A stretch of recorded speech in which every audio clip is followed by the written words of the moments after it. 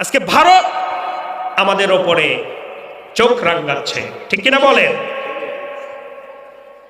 ভারতকে বলতে চাই, তোমাদের অনেক অস্ত্র আছে, তোমাদের অনেক সৈন্য আছে, কিন্তু আমাদের কোনো অস্ত্র না থাকলেও আমাদের অন্তরের ভিতরে ঈমানের অস্ত্র আছে, বলেন ঠিক কিনা? ৭১-এ রক্ত দিয়েছি, ২৪-এ রক্ত দিয়েছি। ইসলাম কায়েম করার জন্য যদি জীবন দিতে হয় জীবন দেব, রক্ত দেব, রক্তের বিনিময়ে বাংলার জমিনে ইসলাম কায়েম করে ছাড়বো বলে ইনশাআল্লাহ।